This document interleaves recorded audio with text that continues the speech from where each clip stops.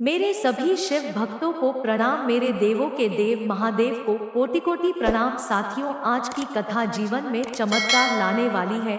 इसे ध्यान पूर्वक और मन लगाकर सुने और बाबा भोलेनाथ को प्रसन्न करने के लिए आप सभी सोमवार का व्रत करते हैं तो शिव व्रत कथा को पढ़कर या सुनकर इस उपवास को पूर्ण करें। नारद पुराण के अनुसार सोमवार व्रत में व्यक्ति को प्रातः स्नान करने, शिवजी को जल और बेलपत्र चढ़ाना चाहिए तथा शिव गौरी की पूजा करनी चाहिए। शिव पूजन के बाद सोमवार व्रत कथा सुननी चाहिए। इसके बाद केवल एक ही समय ही भोजन करनी चाहिए। साधारण रूप से सोमवार का व्रत दिन के तीसरे प्रहर तक होता है, मतलब शाम तक रखा जाता है। सोमवार व्रत 3 प्रकार का होता है: प्रति सोमवार व्रत, सौम्य प्रदोष व्रत और 16 सोमवार का व्रत। इन सभी बातों के लिए एक ही विधि होती है।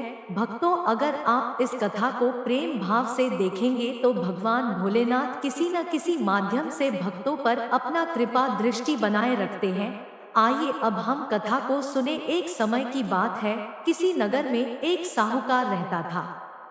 उसके घर में धन की कोई कमी नहीं थी, लेकिन उसकी कोई संतान नहीं थी। इस कारण वह बहुत दुखी था। पुत्र प्राप्ति के लिए वह प्रत्येक सोमवार व्रत रखता था और पूरी श्रद्धा के साथ शिव मंदिर जाकर भगवान शिव और पार्वती जी की पूजा करता था। उसकी भक्ति देखकर एक दिन माँ पार्वती प्रसन्न हो गई और भगवान शिव से उस साहूकार की मनोकामना पूर्ण करने का आग्रह किया। पार्वती जी की इच्छा सुनकर भगवान शिव ने कहा कि हे पार्वती, इस संसार में हर प्राणी को उसके कर्मों का फल मिलता है और जिसके भाग्य में जो हो उसे भोगना ही पड़ता है। लेकिन पार्वती जी ने साहूकार की भक्ति का मान रखने के लिए उसकी मनोकामना पूर्ण करने की इच्छा जताई। माता पार्वती के आग्रह पर शिवजी ने साहूकार को पुत्र प्राप्ति का वरदान तो दिया, लेकिन साथ ही यह भी कहा कि उसके बालक की आयु केवल 12 वर्ष होगी।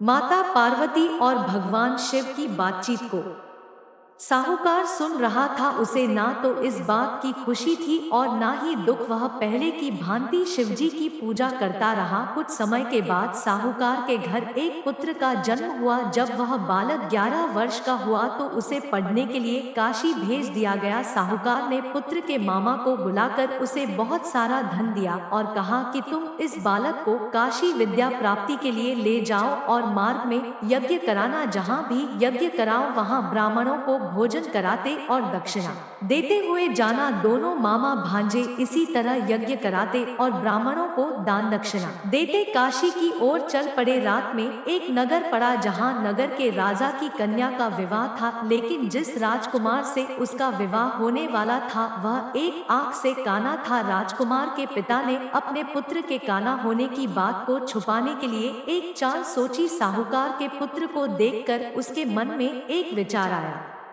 उसने सोचा, क्यों ना इस लड़के को दूल्हा बनाकर राजकुमारी से विवाह करा दूं। विवाह के बाद इसको धन देकर विदा कर दूंगा और राजकुमारी को अपने नगर ले जाऊंगा। लड़के को दूल्हे के वस्त्र पहनाकर राजकुमारी से विवाह कर दिया गया, लेकिन साहूकार का पुत्र ईमानदार था। उसे यह बात न्यायसंगत नहीं लगी। उसने अवसर पाकर राजकुमारी की चुन्नी के पल्ले पर लिखा कि तुम्हारा विवाह तो मेरे साथ हुआ है, लेकिन जिस राजकुमार के संग तुम्हें भेजा जाएगा वह एक आंख से काना है। मैं तो काशी पढ़ने जा रहा हूँ। जब राजकुमारी ने चुन्नी पर लिखी बातें पढ़ी तो उसने अपने माता पिता को यह बात बताई। राजा ने अपनी पुत्री को विदा नहीं किया, जिससे बारात वापस चली गई। दूसरी ओर साहूकार का लड़का और उसका मामा काशी पहुँचे और वहां जाकर उन्होंने यज्ञ किया। जिस दिन लड़के की आयु 12 साल की हुई उसी दिन यज्ञ रखा गया। लड़के ने अपने मामा से कहा कि मेरी तबीयत कुछ ठीक नहीं है।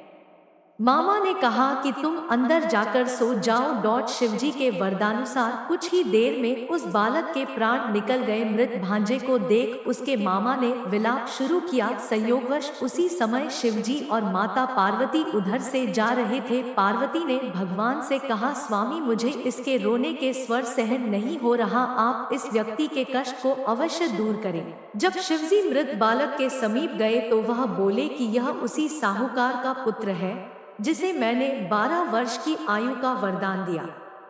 अब इसकी आयु पूरी हो चुकी है, लेकिन मातृभाव से विभोर माता पार्वती ने कहा कि हे महादेव, आप इस बालक को और आयु देने की कृपा करें, अन्यथा इसके वियोग में इसके माता पिता भी तड़प तड़प कर मर जाएंगे। माता पार्वती के आग्रह पर भगवान शिव ने उस लड़के को जीवित होने का वरदान दिया। शिवजी की कृपा से वह लड़का जीवित हो गया। शिक्षा समाप्त करके लड़का मामा के साथ अपने नगर की ओर चल दिया। दोनों चलते हुए उसी नगर में पहुंचे जहां उसका विवाह हुआ था। उस नगर में भी उन्होंने यज्ञ का आयोजन किया। उस लड़के के ससुर ने उसे पहचान लिया और महल में ले जाकर उसकी खातिरदारी की और अपनी पुत्री को विदा किया। इधर साहूकार और उसकी पत्नी भूखे प्यासे रहकर बेटे की प्रतीक्षा कर रहे थे। उन्होंने प्रण कर रखा था कि यदि उन्हें अपने बेटे की मृत्यु का समाचार मिला तो वह भी प्राण त्याग देंगे, परंतु अपने बेटे के जीवित होने का समाचार पाकर वह बेहद प्रसन्न हुए। उसी रात भगवान शिव ने व्यापारी के स्वप्न में आकर कहा, हे श्रेष्ठी, मैंने तेरे सोमवार के व्रत करने और व्रत कथा सुनने से प्रसन्न होकर तेरे पुत्र को लंबी आयु प्रदान की है।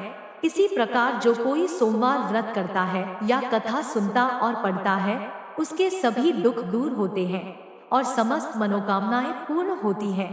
दोस्तों, अगर आप हमारे चैनल पर नए आए हैं तो चैनल को सब्सक्राइब कर दीजिए और वीडियो को लाइक कर दीजिए ताकि ज्ञान और मोटिवेशन वीडियो आप तक पहुंच पाए।